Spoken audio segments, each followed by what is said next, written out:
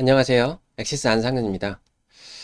제가 지난 시간에 다음 시간이 오디오 매니저 엣지의 마지막 시간이 될 거다라고 말씀을 드렸었는데요.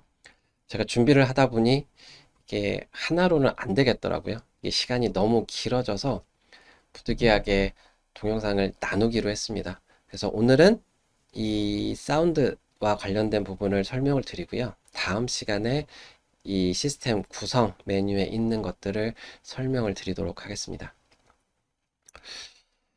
사운드 보정으로 가면은요, 지금 인터페이스를 보시면 이해가 되실 것 같으세요. 일단은 저희가 컨텐츠가 여러 개의 컨텐츠가 있는데 컨텐츠별로 소리를 제어를 할 수가 있습니다. 그래서 뭐 광고 방송을 아무리 작게 해도 다른 컨텐츠들은 영향을 받지 않는다라는 거죠. 그래서 따로따로 볼륨 제어가 가능하도록 되어 있습니다. 그래서 뭐 이쪽에 두면은 가장 큰 소리가 나겠죠.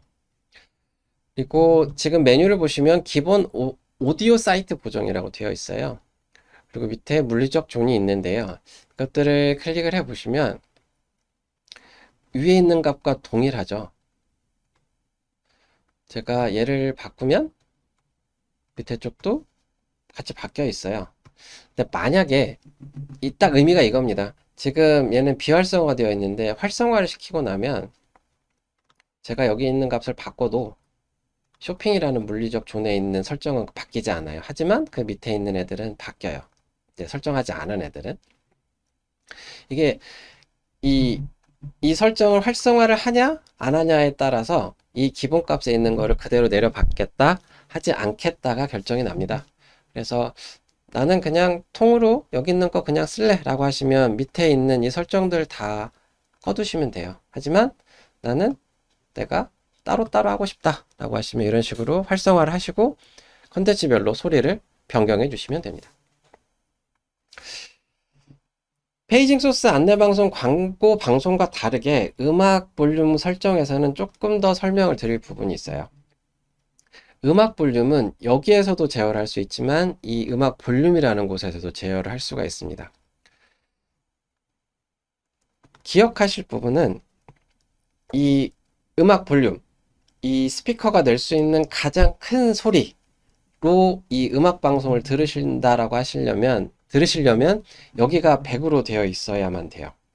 여기가 100이고 그리고 얘도 100이어야만 해요. 그래야만 이 100이 맞아야만 해당 스피커가 이 쇼핑에 있는 스피커들이 물려 있는 스피커들이 가장 큰 소리를 낼 수 있다라는 거죠. 만약에 얘가 뭐 지금 60으로 낮춰놨는데요. 60이다. 그러면 여기가 100이다라고 해도 이 스피커가 낼 수 있는 최대 크기 60%밖에 못 내는 거예요. 그 의미입니다. 그래서 음악 방송에서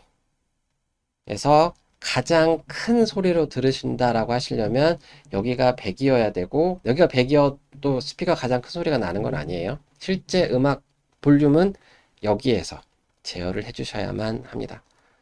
이거 보시는 것처럼 스피커 각자가 아니고 물리적 존이 나와 있죠. 그래서 커피숍 쪽을 크게 키우면 커피숍에 속해 있는 스피커들의 소리가 같이 커지고 줄이면 전체 커피숍에 속해 있는 그 스피커들의 소리가 전체적으로 다 작아지게 됩니다. 그리고 정상화는 페이징 소스와 음악 소스가 있는데요. 이 외부 소스를 받을 때 그 소스의 크기가 다를 수 있잖아요. 정확하게 같기도 쉽지 않을 거예요.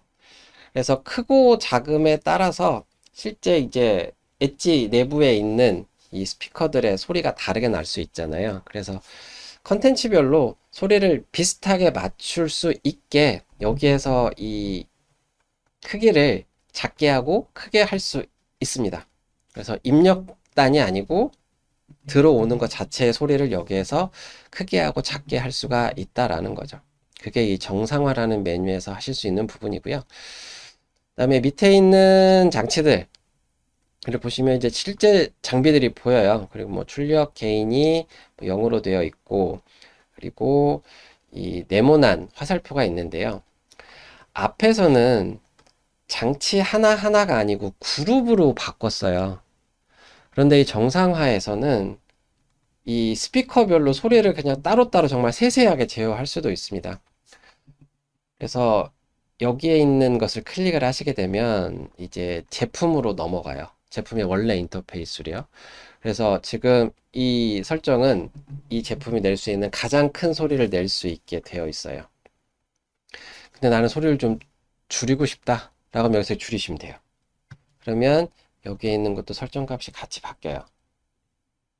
그래서 제품의 소리 하나하나 따로따로 제어하고 싶다라고 하시게 되면 여기로 들어오시면 돼요. 여기로 들어오셔서 이 스피커별로 따로따로 설정을 변경해 주실 수 있습니다.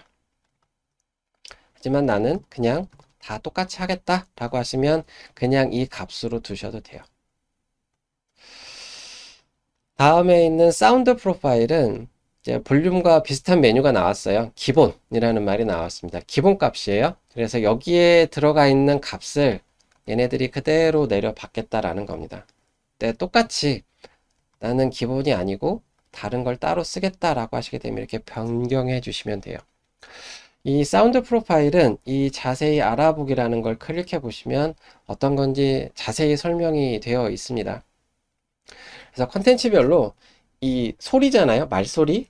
어떤 건 음악일 수도 있겠지만 그 소리, 말소리가 명확하게 좀 더 명확하게 들리게 이 엣지가 튜닝이라고 말씀을 드려야 될까요?